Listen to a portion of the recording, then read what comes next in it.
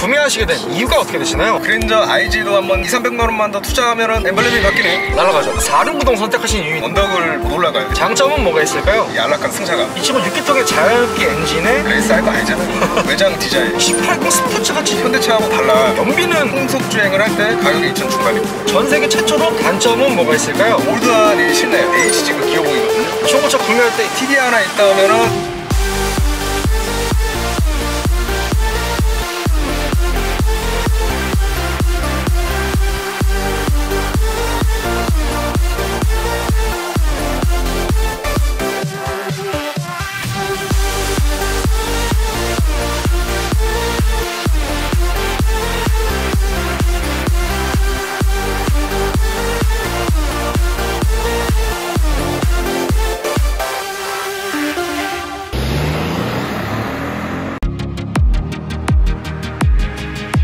형님들 안녕하세요, 현기사입니다. 현대자동차가 독립적인 프리미엄 브랜드를 만들기 위해 노력했던 첫 번째 발자국이었으며 엄청난 판매량을 자랑했던 제네시스의 준대형 세단인 바로 2세대 제네시스 G80입니다. 수려한 디자인과 풍부한 장점을 바탕으로 2세대 제네시스 G80 구매를 고민하시는 분들이 굉장히 많으실 텐데요. 그래서 제네시스 G80 차주분을 만나러 전남 구례군에 도착했습니다. 가볍게 자기소개 한번 부탁드릴게요. 예, 안녕하십니까. 전남 구례군에서 작게나마 시골에서 지금 농사 지으면서 살고 있는 농사꾼이라고 보시면 될 것 같고요. 네이버 사이트 굿팜이라고 하는 데에서 농산물 유통하면서 그럭저럭 근근하게 먹고 살고 있습니다. 반갑습니다. 이 차량의 소개 좀 부탁드릴게요. 2018년식 제네시스 DH G80이고요 3.3 가솔린 모델에 4륜구동하고 에이다스만 들어가 럭셔리 깡통 트림입니다. 2세대 제네시스 DH가 2013년에 출시가 됐고, 이 차량은 제네시스 DH가 2016년에 페이스리프트가 된 진정한 제네시스 브랜드로 거듭나면서 네이밍이 바뀐 후기형 제네시스 G80 모델인 거죠? 예, 그렇습니다. 이 차량 신차로 구매하신 건가요? 중고로 작년에 구입했습니다. 구매 가격은 어떻게 되나요? 그 당시에 2,650만원, 딱 2천 중반이죠. 현재 총 주행거리는 어떻게 되나요? 현재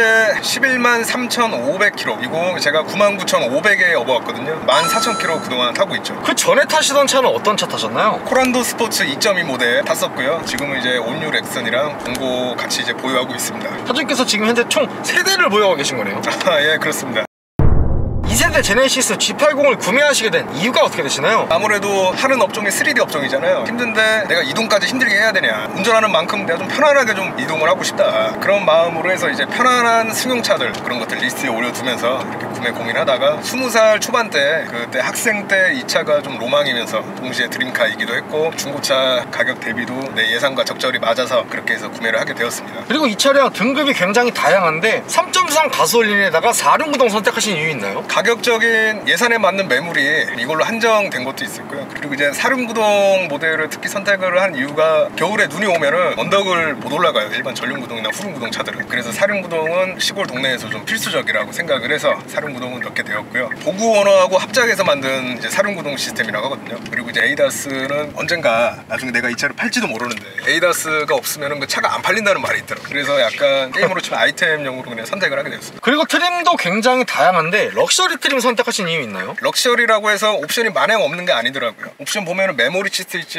통풍, 열선 핸들, 블루투스, 여기 워크인 디바이스 뭐 있을 거는 다 들어가 있거든요. 예산에 맞출 겸 깡통도 충분히 탈만하다 생각이 돼서 럭셔리 트림으로 이렇게 선택을 하게 되었습니다. 2세대 제네시스 G80과 동시에 구매를 고민했던 차량이 어떤 게 있나요? 그랜저 IG도 한번 같이 찾아보던 찰나에 이게 가격대가 한 1~200만원? 많게는 200~300만원 밖에 차이가 안 나버리는 거예요. 근데 200~300만원만 더 투자하면은 엠블렘이 바뀌네. 엠블렘에 날개가 생기네. 그렇죠, 날아가죠. 날개도 생기고 차도 훨씬 더 크고, 게다가 후륜구동에 AWD, 게다가 앞에 W15, 200~300만원 더 추가해서 얻는 게 너무 많았다. 그거에 대한 메리트를 너무 많이 느껴가지고 그랜저 IG 대신에 이 DH G80을 선택을 하게 되었습니다.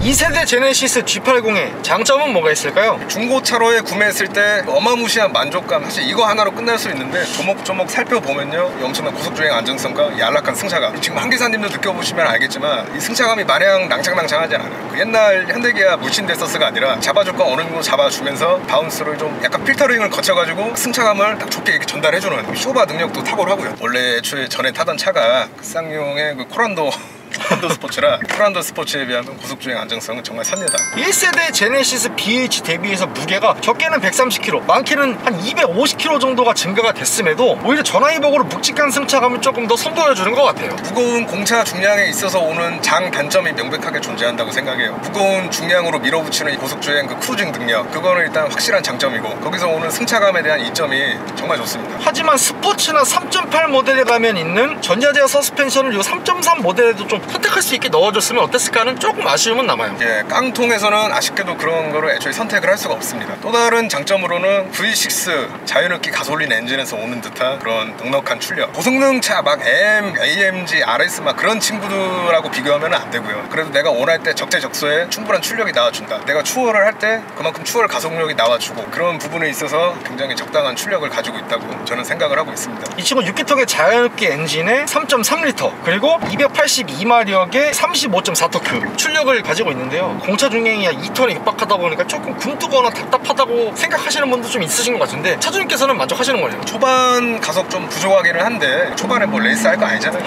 공차 중량 2톤 그냥 그거 감안하고 가면 되고, 고속으로 가면은 이제 속도가 어느 정도 붙으면서 후반 가속력이 상당히 일품이거든요. 끝까지 꾸준히 밀어주는 맛이 상당히 일품이에요. 맛있어요. 맛있나요? 예, 맛있죠.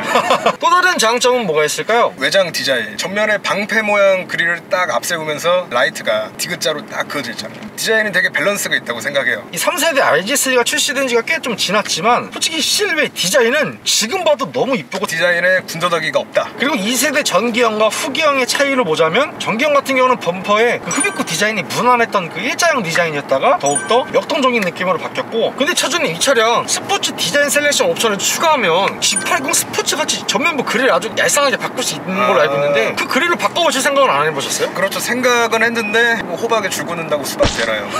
그거 범퍼 바꾼다고 스포츠가 되는 것도 아니고 차라리 그 돈을 모아서 뭐 다음 차를 이제 바꿀 생각을 하자. 특히나 후륜구동 차다 보니까 차체의 비율이 휠베이스가 길면서 이 앞바퀴가 범퍼 쪽으로 최대한 앞으로 당겨져 오면서 그 뒷공간이 남잖아요. 굉장히 안정감을 주거든요, 디자인에서. 그랜저나 이제 K7 같은 그런 전륜구동 세단들은 입술이 막 대빨 나온 것처럼 그 범퍼가 되게 앞으로 나와 있단 말이에요. 그렇기 때문에 디자인적인 밸런스에서 굉장히 안정적인 밸런스를 좀 주고. 이 친구의 휠은 몇 인치인가요? 휠은 18인치로 끼고 있습니다. 특히 후면의 디자인이 제일 압권인 것 같아요. 밤에 보면은 진짜 이쁘거든요. 날렵한 느낌의 테일램프와 더불어서 디얼 머플러가 이 후면부의 안정감을 완성시켜주는 것 같아요. 전기형 같은 경우는 좌측에 보면 제네시스 레터링이었다가 G80 레터링으로 바뀌었고, 우측에는 G380 이렇게 붙어있다가 3.8 이렇게 바뀐 거죠. 또 심플하게 바뀌었죠. 또 다른 장점은 뭐가 있을까요? 2000 중반이라는 가격 대비 문짝 마감 상태가, 야, 우리는 이제 현대차하고 달라, 진정한 제네시스 프리미엄 브랜드로 이제 거듭날 거야, 이런 거를 암시적으로 보여주는 듯한 이런 그 마감 상태 굉장히 좋고요. 그럼 차주님 이 차량 연비는 뭐 어떤 편인가요? 네, 연비가 처음에 업어왔을 때 되게 안 좋을 거라고 생각을 했어요. 근데 풍속 주행을 할 때 8단하고 맞물려서 크루징을 하니까 의외로 연비가 마냥 좋은 것도 아닌데 마냥 그렇게 나쁜 것도 아닙니다. 평균 연비가 지금도 한 10.6km 찍혀 있거든요, 이렇게 항속 크루징 하면은. 그러니까 대형 가솔린 자연흡기 세단인 것을 감안하면은 그렇게까지 막 너무 기름을 많이 먹어서 차 팔아야겠다, 좀 그런 수준은 아니고요. 그냥 적당히 그냥 탈만한 수준인 것 같습니다.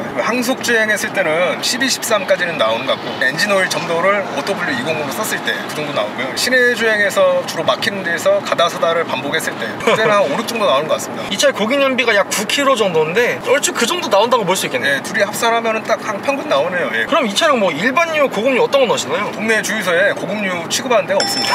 예. 전남 구례군 여기 지금 허허 벌판이거든요. 예. 네, 지리산 보여요. 예, 개발할 때가 많다는 뜻입니다. 우리 건설사 형님들 여기 와서 많이 개발해 주시고요. 예. 역시 농업하시는 분이 생각이 전환이 빨라요.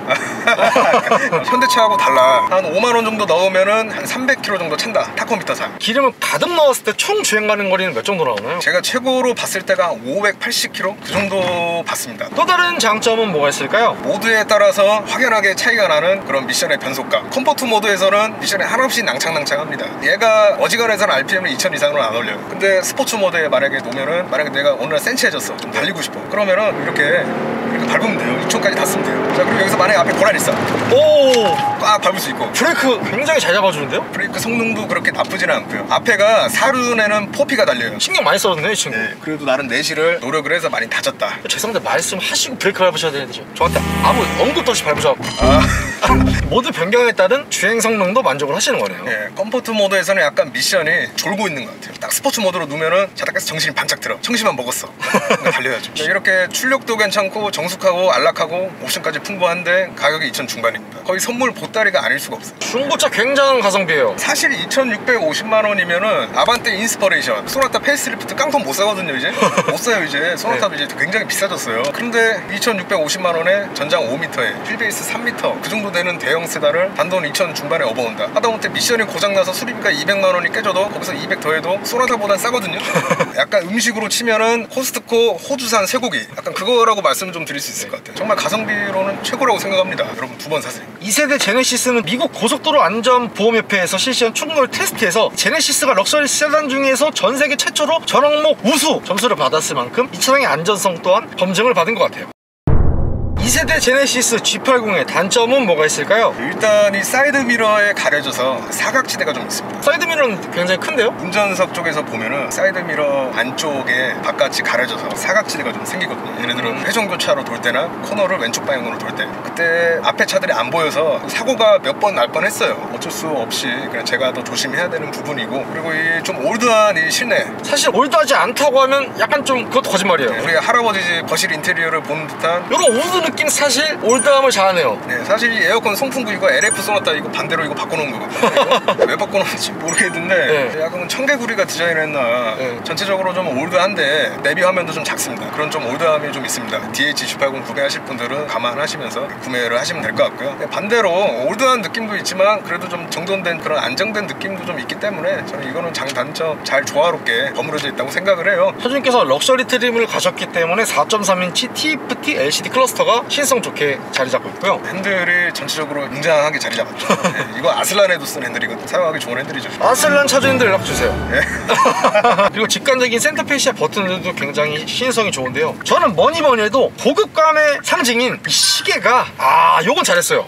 시계 이거 좋습니다. 네, 가운데 박아져 있는 거 보기만 해도 기분이 좋습니다. 이 아날로그 시계 디자인이 원래 이렇게 막 일자형이었다가 이 X자형 패턴과 그리고 제네시스 마크가 없던 게 마크를 추가로 넣어줬더라고요. 그리고 DH에 들어간 거는 그랜저 HG 있잖아요. HG 그 기어봉이거든요. 그래서 전자식 기어노브 이거 넣은 거는 정말 잘했다고 생각했고, 요 근래 현대차들 보면은 DM8, 그랜저 IG 페이스리프트, 펠리세이드 그런 거 보면 이제 버튼식 기어잖아요. 버튼식 기어 그거 맞아야 되거든요. 그건 진짜로. 진짜 그 사랑의 매가 필요하지 않나. 또 다른 단점은 뭐가 있을까요? 외관에서 램프류들 있잖아요. 방향지시등이 호박등이. 요 벌브 좀 아쉬워요. 그래도 명색의 제네시스라며. 그러면은 아무리 깡통이라도 LED 좀 집어넣어주고 성이 좀 더 써줄 수가 있지 않을까. 보여지는 가오가 중요한데, 그죠? 그래도 이 점은 해결할 수가 있는 게 앞뒤로 이제 교체가 가능하니까. 제가 알아보니까 한 200만 원 미만 선으로 충분히 새거 느낌으로 만들 수 있으니까 참고하십시오. 그리고 제네시스 DH 타시는 분들은 아시겠지만 60에서 80km대 그 냉간시의 프로펠러 샤프트 진동 그 아실 거예요. 이게 열오르면은 발생을 안 하는데 이게 약간 냉간시에 좀 추운 날에 그럴 때 약간 아래에서 덜덜덜덜 하고 떨거든요. 60에서 80에. 그분은 중고차로 만약 구매를 하실 때 충분히 시운전을 해보시고 구매를 해보시기 바라고, 팁이 하나 있다면은 낮에 온도가 오를 때 그때 시운전하지 마라. 아침 일찍 나와가지고 찬바람에 그때 한번 시운전을 해봐라. 중고차 구매할 때 나름의 꿀팁이겠네요. 그죠. 추운 날에 좀 노력을 좀 해야 된다. 또 다른 단점은 뭐가 있을까요? 트렁크가 그렇게 넓지가 않습니다. 나는 이제 차를 구매할 때 트렁크에 뭘 많이 싣고 다닌다. 트렁크에 나는 사람 집어넣어야 된다. 그래야 되시는 분들은 좀 전륜구동 세단으로 가시는 게 좋고, 아까 들어가봤는데 저 못 들어가더라고요. 그리고 실내에 대한 그 수납 공간도 좀 부족합니다. 보통 이 도어 쪽에 컵 넣을 수 있게 따로 이렇게 구멍 파놓잖아요. 얘는 그게 없더라고. 약간 옛날 2016년도 코란도가 이랬거든요. 그래서 이거는 약간 차가 2018년식인데 금형을 좀 파서 좀 해줘도 되지 않나, 그것도 좀 서운하고, 실내 공간이 그렇게 넓지가 않습니다. 아무래도 구조적인 문제 때문에 뒤에 프로펠러 샤프트 때문에 이렇게 턱 올라온 것도 그렇고, 뒷자리에 그랜저 IG 그 정도로 막 넓은 수준은 아니고요. 그냥 4인 가족이서 불편함 없이 적당히 탈 수 있게 딱 그 정도 수준이니까 넓은 실내 공간을 기대하시는 거는 좀 서운하다. 또 다른 단점은 뭐가 있을까요? 제가 지금 렉스턴을 타고 있으니까 지금 비교할 게 렉스턴밖에 없는데, 렉스턴 대비해서 후방 카메라의 화질이 좀 많이 후집니다. 밤에 보면 잘 안 보이고요. 화질은 개선이 좀 돼서 나왔으면 좀 어땠을까. G80 타고 다니실 때 주위의 반응은 어떤가요? 아빠 차 보고 왔냐? 아빠 어디 출장 가셨어? 아까 나를 그 불속성 효자로 보더라고 사람들이. 좀 억울하죠. 나이 한 5년 6년 더 먹으면 해결되지 않을까. 제가 회사 다닐 때 임원분들이 이 차 타고 다니셨거든요. 아마 이것도 임원분들이 타다가 버린 걸 겁니다. 제가 주워 와서 좀 감사히 잘 타고 있죠. 2세대 제네시스 G80의 한 달 유지비는 어떻게 되나요? 네, 일단 이 차량 같은 경우에는 할부는 없고요. 현금 박치기로 이제 구매를 했기 때문에 시골에서 보통 가다 서다 없이 보통 이제 항속 주행으로 쭉 가니까 1500km 정도 타거든요. 한 달에 그렇게 해서. 그럴 때 한 30만 원 정도 버는 것 같습니다. 보험은 제가 아무래도 지금 나이가 덜 찼다 보니까 그 보험료가 아직 많이 비싸거든요. 그래서 일단 저희 어머니 밑으로 숨어서 이렇게 해서 내고 있는데 한 200 얼마 정도 나오더라고요. 자동차세는 한 65만 원 정도. 엔진 오일 같은 경우에는 이것도 렉선하고 좀 가격이 비쌉니다. 아예 맡겼을 때는 13만 원 정도 나오고 내가 직접 엔진 오일 사서 공임나라 갔을 때 비교해 보니까 한 8, 9만 원 정도 나오더라고요. 그리고 이 DH-G80이나 뭐 다른 AWD 타시는 분들도 이제 들으셔야 할 말씀인데, 사륜구동이면 트랜스퍼 케이스라고 따로 들어가는 장치가 있어요. 그거 오일을 갈아줘야 돼요. 간혹가다 그거 오일을 안 갈아주시고 계속 타다가 트랜스퍼 케이스가 고장이 나서 수리비가 좀 어마무시해지는 그런 경우도 있으니까 트랜스퍼 오일 한번 잘 알아보셔서 갈아주시면 괜찮을 것 같습니다. 2세대 제네시스 G80을 구매하신 걸 후회하시진 않나요? 아, 정말 만족스럽게 잘 타고 다니고 있습니다. 차가 굉장히 안락하다 보니까 그 스트레스도 잘 안 받고, 전에 코란도 탔을 때는 차가 너무 우당탕탕해가지고 뭐 좀만 다녀도 좀 스트레스 받고 막 그랬거든요. 적어도 이 차는 그런 불편함을 나에게 주지는 않으니까 차로서의 본분은 다 하는 것 같습니다. 마지막으로 하고 싶으신 말씀 있으신가요? 3, 4, 5, 60대까지 전부 아우를 수 있는 그 올라운드 세단입니다. 저는 충분히 아직도 구매 가치가 있다고 생각이 되고요. 단순히 제네시스라는 그 이름 때문에 부담이 가서 구매를 망설이시는 것보다 한번 직접 시운전도 해보시고 구매를 해보시는 것도 저는 적극적으로 추천을 드립니다.